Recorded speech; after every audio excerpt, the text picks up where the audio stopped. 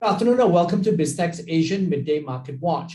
Our guest today is Halley, Senior Market Analyst, Asia Pacific at OANDA. Jeff, great to have you on the show today. Hey, thanks for having me, Brian. Good to be here.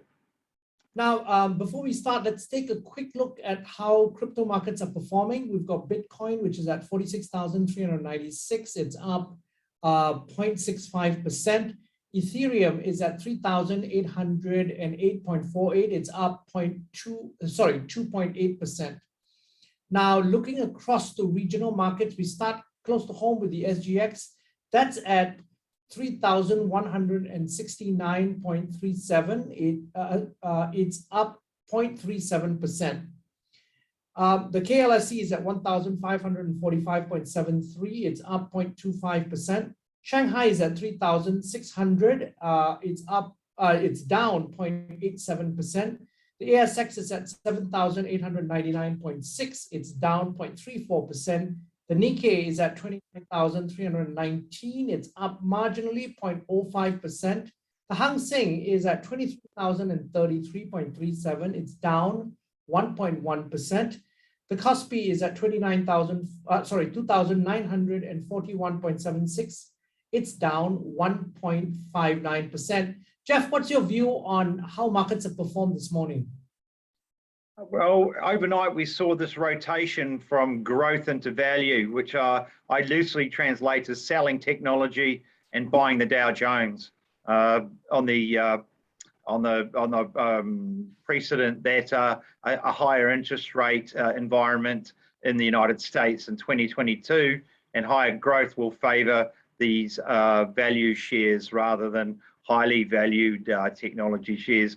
Roughly how it's proceeded in Asia today as well. Perhaps a bit less exuberant on the value side of the equation.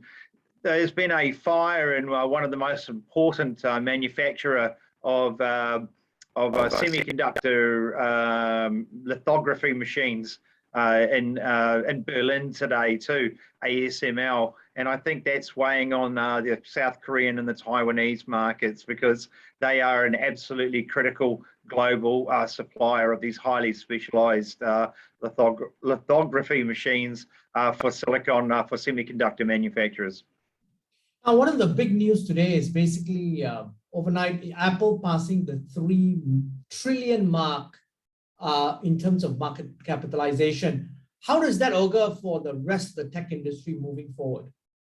Well, they are great businesses. I think the challenge for tech this year will be in the rising interest rate environment that the Federal Reserve will create as it starts to normalize monetary policy. They won't be the only central bank to go down that path in 2022.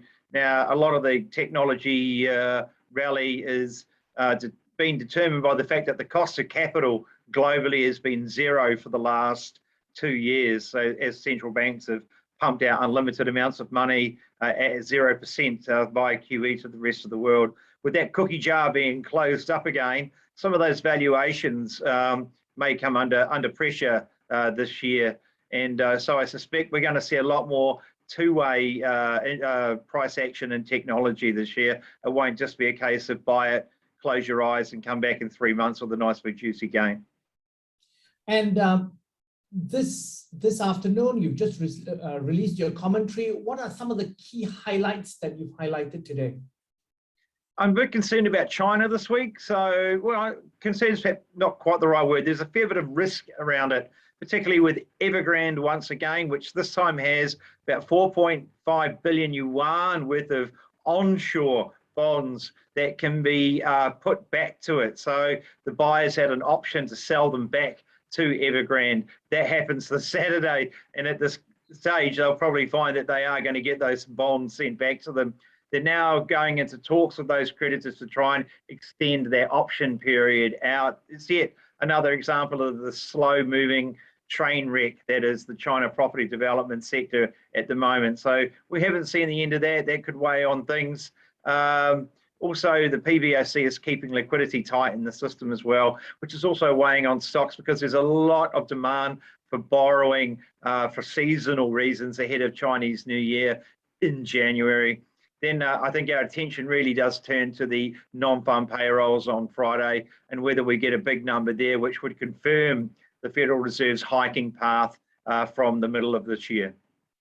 Now, Jeff, you just brought up an interesting point about seasonal borrowing during China. It frees up internally.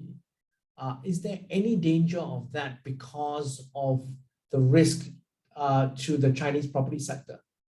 Oh, I don't think in my wildest dreams that the government will let that happen. So I'm not quite sure. Maybe they will knock heads or gently persuade the parties ahead over this next 3 days to come up with a solution. That's very much their way.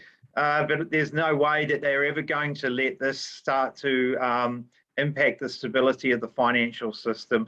They'll flood the system with money and free up credit if they have to. So where that will leave the shareholders of these Chinese property developers, I don't know, probably not in a very good place. But I'm not concerned at all that China would make a misstep and let the system freeze up, particularly before Chinese New Year. I think these are seasonal factors. The companies need to pay big lumps of back pay and debts and other tax payments, etc. All of this comes due this month. So there's some underlying natural demand in the system, apart from all these property developers scrambling around to try and roll over their debts. Now, Jeff, as always, thank you very much for coming on the show and thanks for speaking to us. Pleasure. Thank you. Now, we've been speaking to Jeffrey Halley, Senior Market Analyst, Asia Pacific at OANDA on Biztech's Asian Midday Marketwatch. I'm Brian Fernandez. This video and podcast will be on our various platforms as well as our website, www.biztech.asia. Please subscribe and like our various platforms. Thank you very much for tuning in.